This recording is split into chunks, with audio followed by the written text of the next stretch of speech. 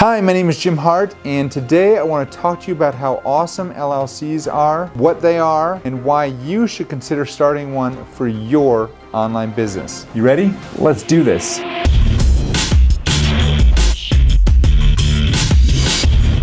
Hi, my name is Jim Hart. I'm the founding attorney here at Hawthorn Law. I'm also the creator of the Lock It Down legal protection system, where we turn worried entrepreneurs into legally legit CEOs. LLCs are one of the most popular business entities in the United States today. Hundreds of thousands, if not millions, of new LLCs are started each and every year in the United States. But the question really is, why? Why are LLCs so popular? I mean, you've got a bunch of other options. You could be a sole proprietor, you could be a partnership, you could form a corporation, which is actually what I did for my law firm when I was first getting started, or you've got this sexy new little number called the LLC. Well, if you're a business owner, particularly a course creator, a coach, maybe you're running an affiliate website or a blog or something like that, or maybe you're on social media, then you probably want to make sure that all of your personal assets are protected from your business debts. And not only that, you probably also want to make sure that all of your business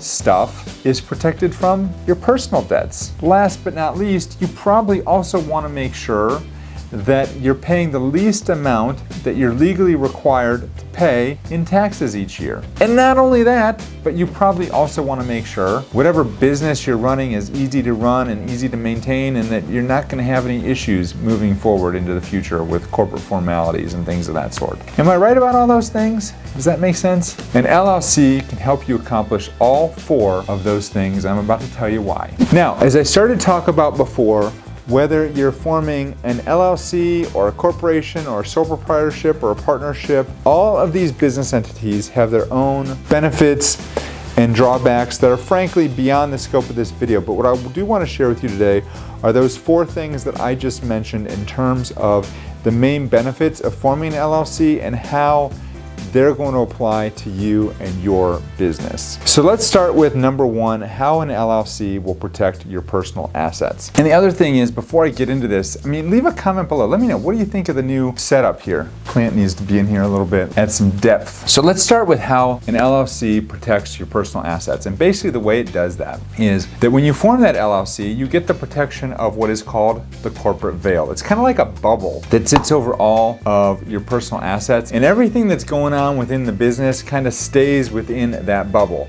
Anything going on outside the bubble is what's going on in your personal life. You could do it vice versa. If you want to have your personal life in the bubble, that's fine, do that. If you want to have the business life outside the bubble, that's cool too. Regardless, what's important to know about this is that there's this veil of protection that separates your business from your personal, and nothing is getting through that. And the nice thing about an LLC is that you can do this with very little formality. As long as you don't make some serious mistakes in the formation of your LLC and in how you run the LLC, then you can keep up that corporate veil. And that means if your business gets sued, if somebody gets hurt by one of your products, or you commit some sort of malpractice and somebody wants to sue your business, then they're not going to get your personal assets, which could include your bank accounts, it could include your house, it could include your car or any other real estate you might own or investments you might own or anything like that. Nobody's going to be able to get at that stuff because of what is called the corporate veil. Now, why is this important? It's important because if you set up your business and you stay a partnership or a sole proprietorship, which are the default entities if you don't do anything else, you do not get the benefit of that limited liability protection. That's why I tell so many people who come to me wanting to set up their LLC and they say, should I set up an LLC? The first question I ask them is, well, do you have stuff to protect?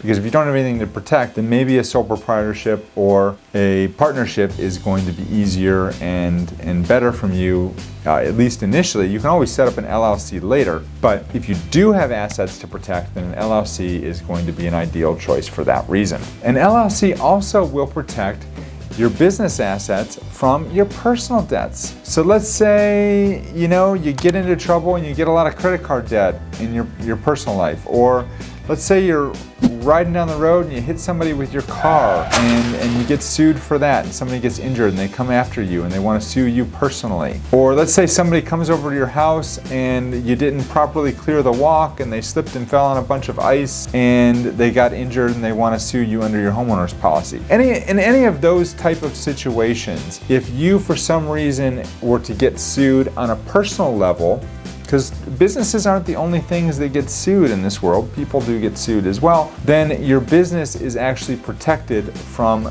those personal debts. So that's a really important thing to understand. Now there are some exceptions to this that are kind of beyond the scope of this video, but I think it's important to understand that that is one thing that an LLC will give you. It will give you that protection where if you get sued personally, people are not going to be able to get at your business assets. All they can get is what is called a charging order, and it's different in every state. The way it's applied is different in every state, and so you need to check the rules in the state where you form your LLC, which typically should be the state that you live in and are operating your business from, but that's a whole nother issue as well. But check and see how they apply the charging order. Now, what that means is the only way people will be able to get assets from the LLC is if you take money out of the LLC and put it into your personal accounts, and that's what the charging order is. But they can't force you to do that. In that regard, they can't take over your membership interest in the business and then liquidate the LLC. Obviously, we already know that's not going to be the case if you have a sole proprietorship or a partnership, because your personal assets and your business assets, there really is no difference between the two. If you have a corporation and somebody sues to get at your corporate assets, they can take what are called the stock in the corporation, then they can become a controlling member, and then they could liquidate your corporation if you have a corporation, which is different than the way it could be handled if you are an LLC. So anyway, that's a pretty cool little benefit of forming an LLC that a lot of people are not aware of. All right, the third major benefit of forming an LLC is the tax savings. This is probably the biggest reason to set up an LLC if you don't have any other assets to protect, and that is that you can have tremendous tax savings with an LLC. When you form an LLC, you can make what is called an S-Corp election that I've talked about in other videos. You cannot make that S-Corp election if you are a sole proprietorship, but you can if you're an LLC or a corporation. You can elect to be taxed as an S corporation, and that can save you literally thousands of dollars on your taxes each year, assuming you pay yourself a reasonable salary and you set everything up correctly. And then the last benefit is just really kind of a catch-all, and that is that an LLC is incredibly easy to run and operate. You need to have a valid operating agreement. I'll include a link down below to my operating agreement. As long as you have a valid operating agreement, you keep your business assets and accounts separate and apart from your personal assets, and you keep your business expenses in the business accounts, and you keep your personal assets and expenses in the personal accounts. You don't commingle, follow all those formalities, you file your paperwork every year, then you should be okay and you're not going to have any problems, and you're not going to run the risk that somebody could pierce that corporate veil. Now, I've done other videos on the major mistakes that I see people make running their LLCs, and if you'd like to learn more about those mistakes, I'm going to put a video right there. Make sure you check it out. Thank you so much for watching, folks, and I will see you in the next video.